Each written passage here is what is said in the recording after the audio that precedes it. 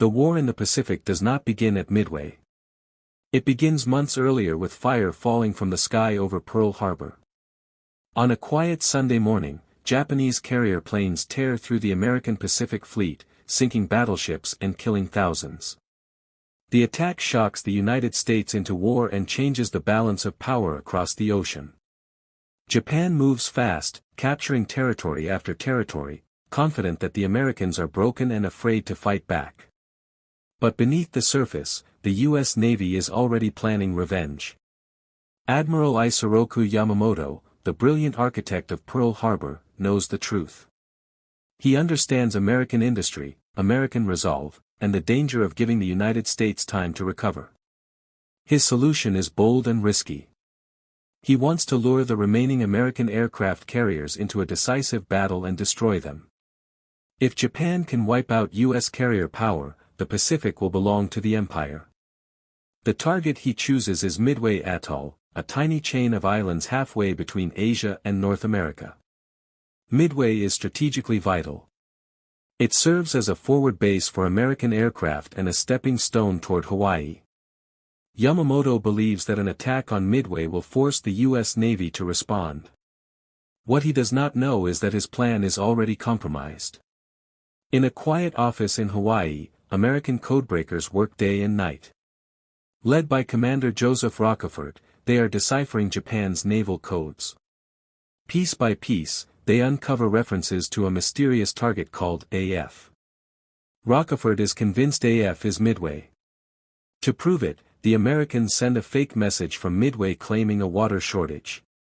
Soon after, Japanese intercepts mention that AF is low on water. The confirmation is clear. The United States now knows where and when Japan will strike. Admiral Chester W. Nimitz, commander of the Pacific Fleet, faces a terrible gamble. His forces are outnumbered. Japan has more carriers, more experienced pilots, and the momentum of 6. The destruction of the Japanese carriers does not immediately end the danger. Smoke still rises from the sea, and both navies struggle to understand what has just happened. Confusion hangs over the Pacific like a thick fog. Pilots who survived land on carriers that are damaged, overcrowded, and low on fuel. Many aircraft ditch into the ocean after running out of gas, their crews rescued only by chance.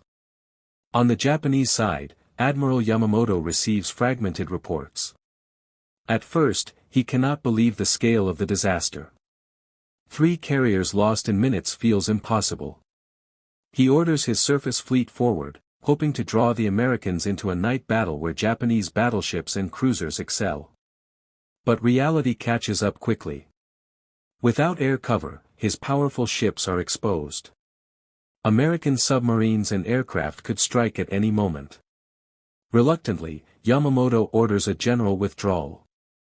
As Japanese forces pull back, the Americans attempt to press their advantage. Admiral Nimitz wants to ensure the enemy does not escape unpunished. Submarines are repositioned.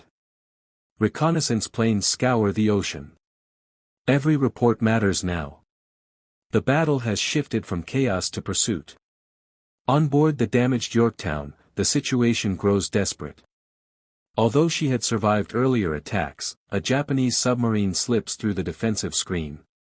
Its torpedoes slam into the carrier's side. This time, the damage is fatal. Power is lost, compartments flood, and the ship begins to list heavily.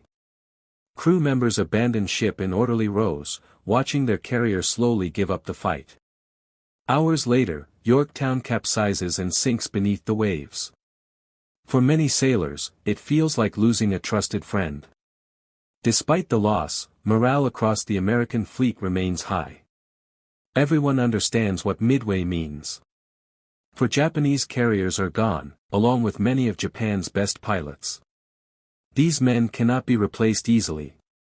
Japan's training system produces skilled aviators, but slowly. The United. The victory at Midway echoes far beyond the wreckage left behind in the Pacific. In Washington, military leaders study every detail of the battle, searching for lessons that can shape the future of the war. What they see is clear. Aircraft carriers, not battleships, now decide naval power. Intelligence, timing, and air superiority matter more than sheer numbers. The old rules of warfare have been rewritten in a single, violent morning. Admiral Nimitz understands that Midway has given him something priceless. It has given him initiative. For the first time since Pearl Harbor, the United States is not reacting to Japanese moves. It is choosing when and where to strike. That confidence spreads quickly through the ranks. Sailors who once feared the Japanese Navy now believe it can be beaten again. Across the ocean, Japan faces a different reality. Shipyards cannot replace lost carriers quickly. More painful still is the loss of veteran pilots. These men were the core of Japan's naval air power, trained over many years. Their deaths create gaps that no amount of courage can fill. New pilots arrive with less experience, fewer flight hours, and limited combat training. The quality that once defined Japan's air forces begins to fade. Strategists in Tokyo debate their next move. Some argue for a defensive posture, consolidating gains and protecting supply lines. Others push for another decisive battle to restore honor and balance. But Midway has made one thing unavoidable. Japan can no longer dictate the course of the war. Each decision now carries fear instead of confidence. The Americans, meanwhile, move forward with their first major offensive. In August 1942, U.S. Marines land on Guadalcanal. The campaign is brutal, chaotic, and desperate. But it would not have been possible without Midway. Japanese naval aviation, once dominant, can no longer crush American landings with ease. The skies are contested, not controlled. Pilots who flew at Midway become instructors, leaders. Time passes, but the meaning of Midway only grows clearer. As the war grinds on through island after island, American sailors and pilots look back on that battle as the moment everything changed. It was not the biggest battle of the war, nor the bloodiest, but it was the most decisive. From Midway forward, the Pacific conflict moves in one direction. The United States builds strength at a pace Japan cannot match. New carriers slide into the water, larger and more powerful than those lost earlier in the war. Air wings fill with young pilots trained in numbers Japan can no longer afford. Each new battle, from the Solomon Islands to the Philippine Sea, reflects the imbalance created at Midway. Japan fights with skill and courage, but always with fewer resources and thinner margins. For Japan, Midway becomes a shadow that follows every decision. Commanders plan carefully, sometimes too carefully.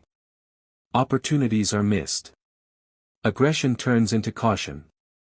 The bold confidence that once defined Japanese naval strategy never fully returns.